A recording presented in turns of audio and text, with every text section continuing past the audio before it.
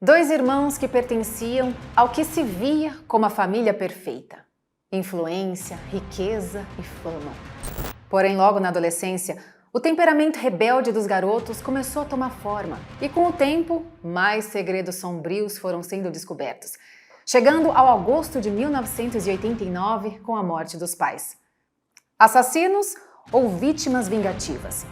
Vamos descobrir a história dos irmãos Menendez no Investigação Criminal Internacional.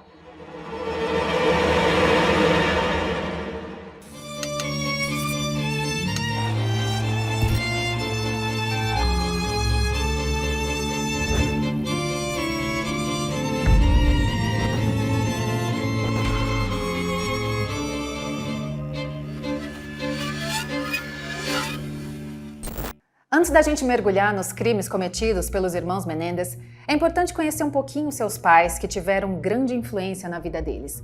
Começando pelo pai, José Menendez. Ele nasceu em Cuba em 1944 e cresceu em uma família rica, até que a Revolução Cubana mudou tudo. A família dele foi forçada a fugir para os Estados Unidos, onde José, ambicioso e determinado, conseguiu uma boa educação e se destacou como executivo de sucesso na indústria de entretenimento audiovisual. Mary Louise Anderson, mais conhecida como Kitty, conheceu José na Universidade de Southern Illinois nos anos 60, logo após ele ter deixado Cuba para estudar contabilidade nos Estados Unidos. O casal teve seu primeiro filho, Joseph Lyle Menendez, no dia 10 de janeiro de 1968, em Nova York. 2 anos depois, em 27 de novembro de 1970, nasceu Eric Galen Menendez. O relacionamento entre José e Kitty sempre foi complicado e cheio de tensões. José era um homem extremamente ambicioso, conhecido por ser controlador e autoritário, sempre em busca de mais poder e sucesso. E essa obsessão influenciava todas as áreas da sua vida, incluindo o casamento e a criação dos filhos. Ele dominava as decisões familiares, criando um ambiente opressor e sufocante. Kitty, por outro lado, tinha um temperamento bem diferente.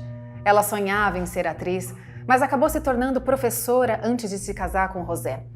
Com o tempo, ela começou a sofrer com problemas emocionais, que, segundo relatos, eram intensificados pelo comportamento do marido.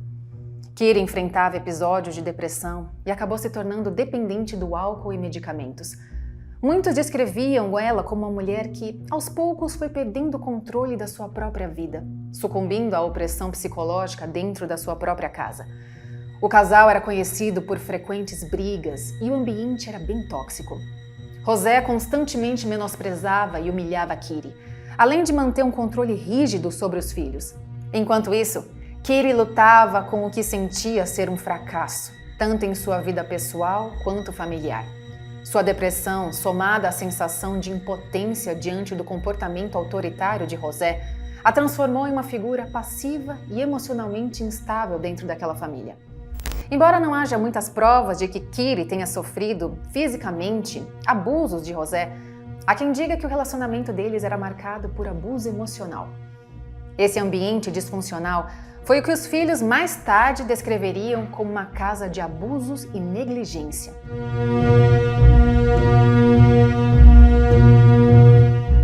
A família Menendez viveu em várias cidades dos Estados Unidos, inclusive em Princeton, Nova Jersey, onde Lyle e Eric frequentavam escolas de elite. E Eric tinha algumas dificuldades com o aprendizado. Desde pequenos, os irmãos Menendez sofriam intensa pressão do pai para serem os melhores em tudo o que faziam. José tinha grandes expectativas, especialmente quanto ao desempenho acadêmico e atlético dos filhos, acreditando que o sucesso deles refletia diretamente no seu próprio sucesso. Essa pressão constante acabou deixando marcas nos filhos, Lyle e Eric, que apresentavam sinais de estresse e ansiedade desde cedo. Eric já foi visto por professores várias vezes chorando por conta dessa pressão. E Lyle tinha problemas urinários durante a noite. Essa dinâmica familiar doentia foi o que, em última instância, contribuiu para o colapso da família Menendez, culminando nos trágicos eventos de agosto de 1989. Depois que José Menendez se tornou presidente da Live Entertainment em 1985, ele decidiu que a família deveria se mudar para a Califórnia. A pressão de José foi intensa e a mudança, então, aconteceu. Lyle, no entanto, ficou em Nova Jersey porque queria terminar a escola e ingressar na Universidade de Princeton, seu grande objetivo. Enquanto isso, Eric, com 14 anos, se mudou com os pais para Calabasas, enquanto Lyle os visitava nos finais de semana.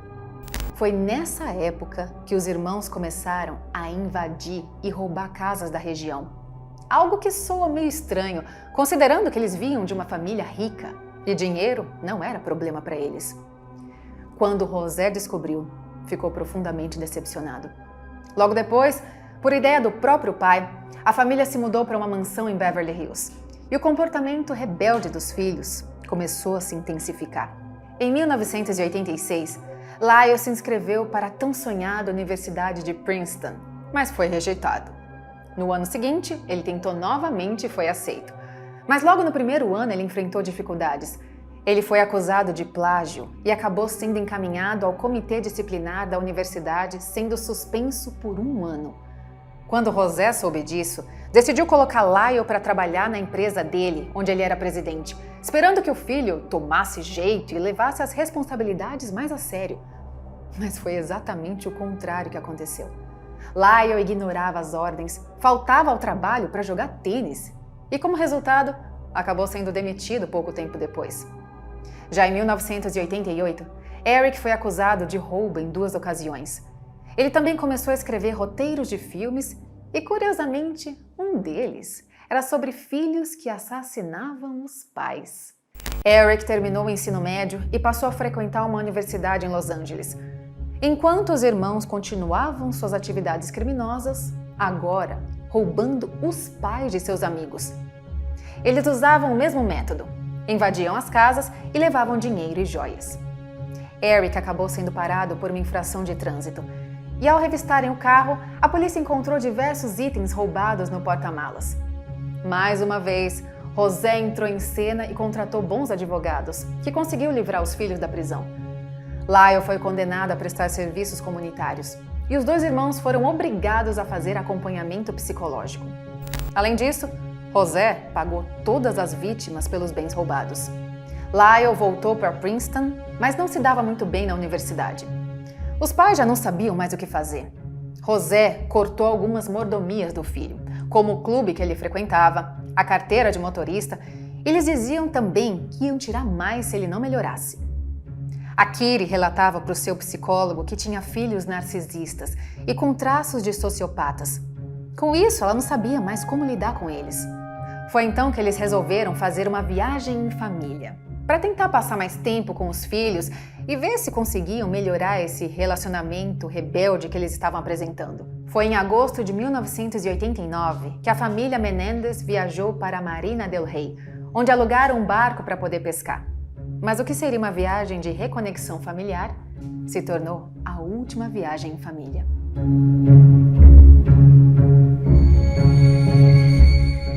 Em 20 de agosto de 1989, tudo parecia normal na casa da família Menendez.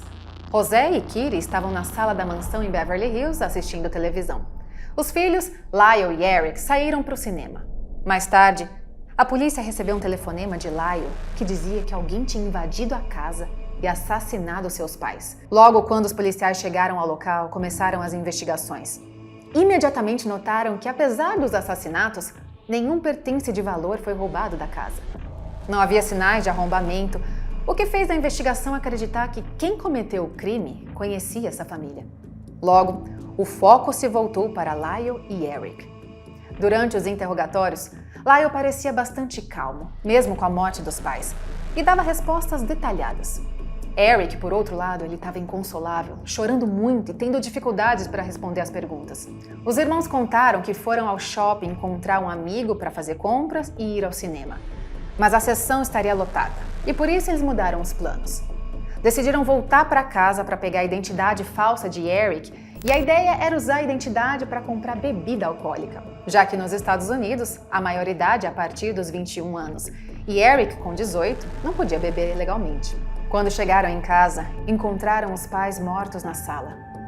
Eric sugeriu que a máfia poderia estar envolvida devido ao poder e influência de seu pai, enquanto Lyle achava que a depressão e problemas de sua mãe poderiam ter algum papel no crime.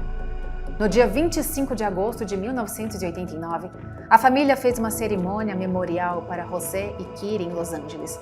Os irmãos chegaram 1 hora atrasados e Eric parecia muito desconfortável, enquanto Lyle ficou calado e tranquilo o tempo todo.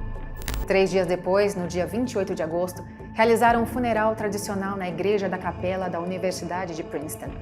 Após o funeral, Lyle decidiu abandonar a faculdade e entrar para o mundo dos negócios, enquanto Eric, ainda meio indeciso, considerou investir na carreira de tenista. Com o dinheiro da apólice de seguro de vida de 650 mil euros, que hoje equivalem a mais ou menos 3,5 milhões de reais, os irmãos compraram roupas de grife, carros de luxo e relógios Rolex, além de contratarem seguranças e ficarem em hotéis de luxo, alegando que não se sentiam seguros na mansão de Beverly Hills. Lyle tentou iniciar sua própria empresa, a Menendez Investment Enterprise, mas a empresa faliu antes mesmo de começar. Ele também tentou comprar um restaurante, sem sucesso. Eric, por sua vez, tentou patrocinar um show de rock em Los Angeles com um sócio, que acabou fugindo com dinheiro. Então, Eric contratou um treinador de tênis particular e se dedicou ao esporte, gastando muito dinheiro. Tudo isso aconteceu em pouco tempo após a morte dos pais, o que deixou os investigadores intrigados. Parecia que os irmãos estavam mais preocupados em gastar o dinheiro do que descobrir quem havia matado seus pais, o que levantou muitas suspeitas sobre eles. Em 30 de agosto de 1989, Lyle foi flagrado contratando um especialista em computação para apagar os arquivos do computador da mãe. A única versão do testamento que ele mostrou indicava que ele e Eric ficariam com toda a fortuna dos pais.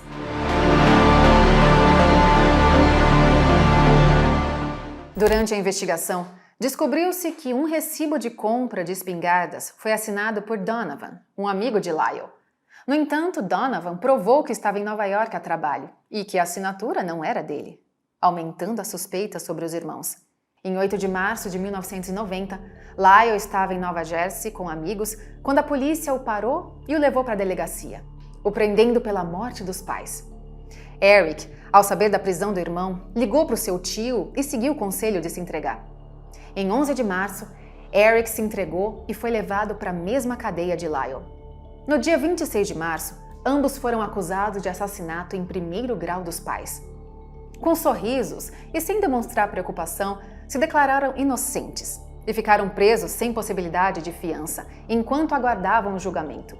Durante o processo, foram enviados para a prisão central de Los Angeles, a Los Angeles County Men's Central Jail, onde estavam outros prisioneiros famosos da época, como O.J. Simpson e Richard Ramirez, o notório Night Stalker.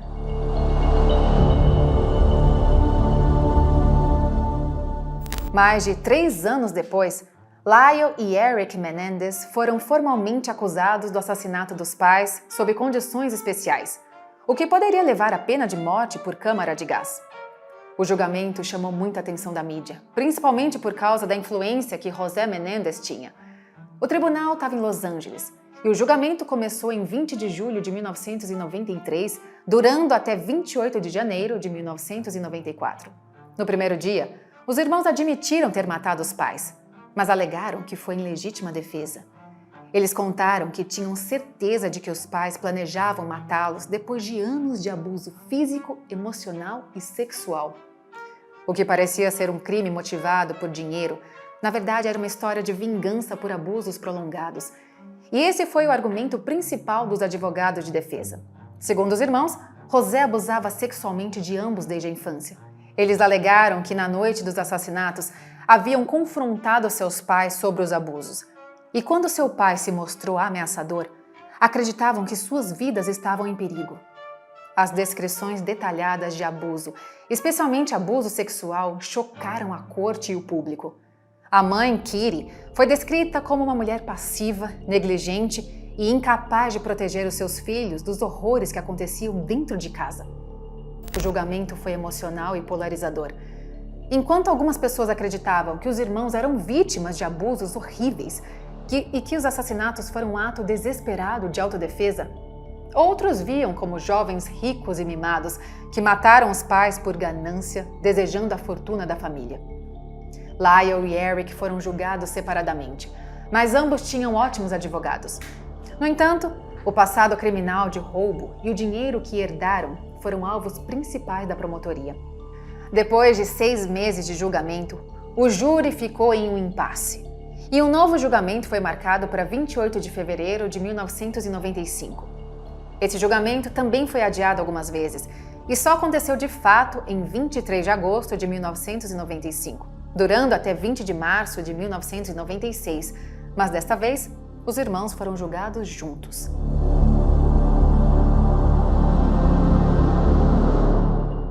No final, ambos foram condenados por assassinato em primeiro grau com circunstâncias especiais e também por conspiração para assassinato.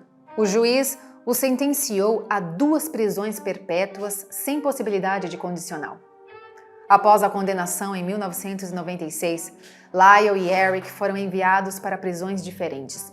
Lyle foi para a California Correctional Institution, onde ficou por vários anos, enquanto Eric foi para a prisão estadual de Folsom.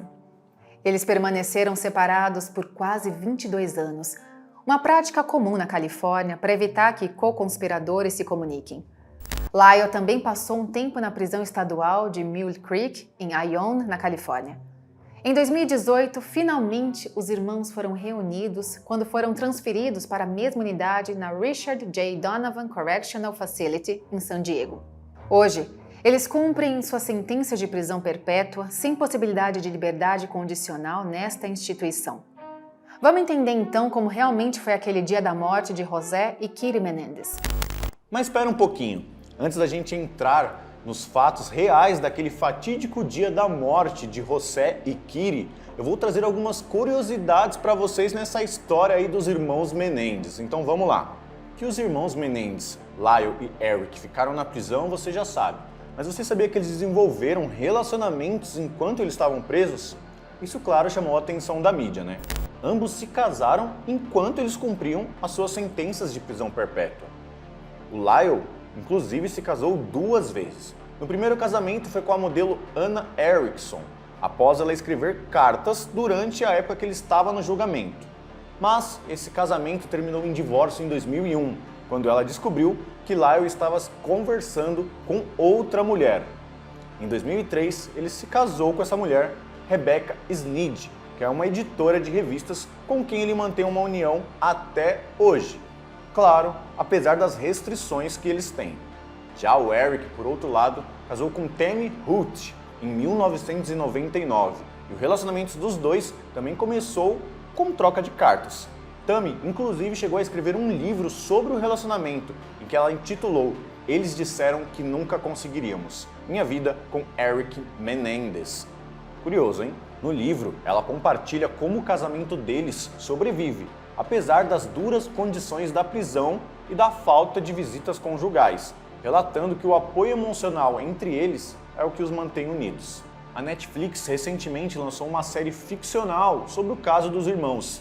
Ela é intitulada de Monstros, Irmãos Menendez, Assassino dos Pais. Falando especificamente sobre essa série da Netflix, ela é uma ficção, então algumas dúvidas ficaram no público já o que é real e o que é da história, o que é ficção.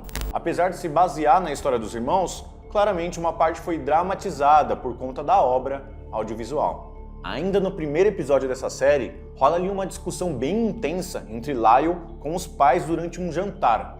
Enfurecida com o filho, a mãe, Kitty, puxa o cabelo do filho com força, o que revela que ele estava utilizando uma peruca. E aí ficou essa dúvida, será que realmente ele estava usando uma peruca?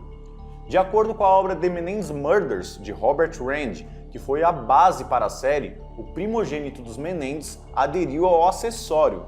Realmente é uma discussão, ela realmente acontece durante o jantar, mas não foi divulgado o real motivo dessa briga. Lyle optou pela peruca após ser aconselhado pelo seu pai, José Menendez. 2 anos antes do crime, o pai convenceu que o rapaz deveria aderir ao acessório, visando melhorar a sua imagem pública.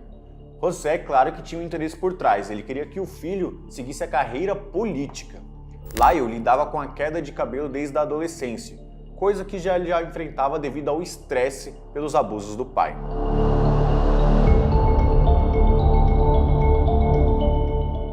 Outra curiosidade é que em diferentes momentos a série insinua que Eric Menendez mostrou interesse em se relacionar com homens na prisão. De maneira implícita, é mostrado que o personagem teria dificuldades para compreender relacionamentos e a sua orientação sexual após esses anos que ele sofreu de abuso. Porém, na vida real, Eric foi questionado sobre o tópico ao conceder uma entrevista para Barbara Reuters, que isso aconteceu logo depois que eles foram julgados culpados. Durante a entrevista, o rapaz disse as seguintes palavras: "Não, eu não sou gay. O promotor trouxe isso à tona porque eu fui molestado sexualmente. E ele sentiu em seu próprio pensamento que se eu fui sodomizado pelo meu pai, eu devo ter gostado e, portanto, devo ser gay." Ele continuou: "E as pessoas que são gays por aí devem ter sido molestadas sexualmente ou não seriam. Foi perturbador ouvir isso, mas eu não sou gay. Mas muitas pessoas gays escrevem e se sentem conectadas a mim." Outra série feita sobre o caso foi o Law & Order True Crime: The Menendez Murders, de 2017. A série recria casos reais de crimes e julgamentos que marcaram a história da justiça americana. E na temporada, que é sobre os irmãos, a perspectiva é sobre Leslie Abramson, que é a advogada determinada a defender o caso dos irmãos Menendez. Os dois foram condenados à prisão perpétua pelo assassinato dos pais e não tiveram direito à liberdade condicional. No tribunal, eles têm a sua própria versão sobre o crime e acusam o pai de abuso sexual e a mãe de ser mentalmente instável. Vamos falar agora sobre o tempo que eles estão passando na prisão. Os irmãos têm se mantido bem ocupados e envolvidos em atividades produtivas. Lyle tem trabalhado como mentor de outros detentos e ajudado em programas de reabilitação. Eric, por sua vez, tem participado de ligas de basquete e também colaborado com o sistema prisional em atividades de aconselhamento. Além disso, ambos mantêm contato com as suas esposas, apesar de não terem direito a visitas conjugais.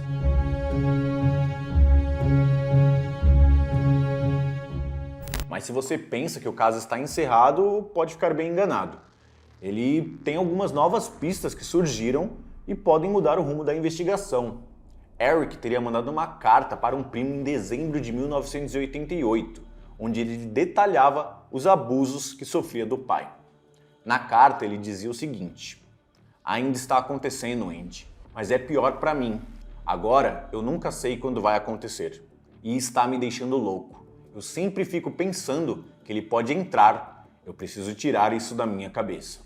Outra pista surge, essa envolvendo o pai José Menendez. Enquanto ele ocupava o cargo de vice-presidente executivo da gravadora RCA, ele desempenhou um papel significativo no sucesso de grandes artistas da época, como Duran Duran e Eurythmics.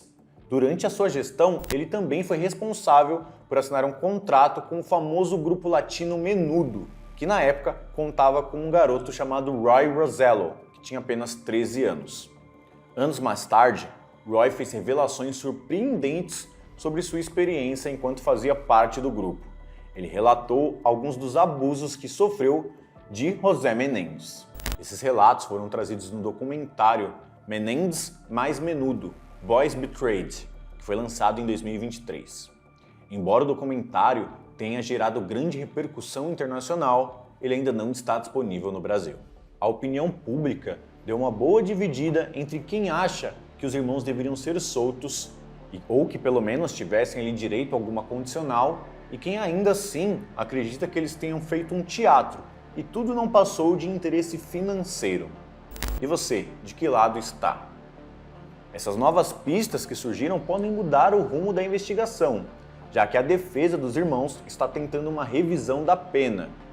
Então esse próximo documentário que será lançado pela Netflix pode ser bem revelador, já que contará com a entrevista dos irmãos. Para fechar aqui as nossas curiosidades, essa série da Netflix Monstro, que na primeira temporada foi do Jeffrey Dahmer e essa segunda foi dos irmãos Menendez, o criador Ryan Murphy, em coletiva de imprensa, confirmou que a terceira temporada já tem um novo protagonista, e será Ed Gein. Então agora vamos continuar e saber como foi o dia do real acontecimento da morte de José e Kiri Menendez. Realmente, os filhos saíram e teriam dito que iriam ao cinema aos pais. Mas foi por volta das 22 horas que Lyle e Eric entraram em casa com as 2 espingardas calibre 12 e atiraram em seus pais de forma brutal. José morreu na hora. Kitty, apesar de atingida gravemente, ela tentou se rastejar e fugir. Mas seus filhos não tiveram pena e só pararam quando tiveram certeza de que a mãe estaria morta. Os irmãos então tentaram criar um álibi após jogarem as armas em uma estrada e comprando o bilhete do cinema, na qual eles desistiram de ir por estar muito cheio.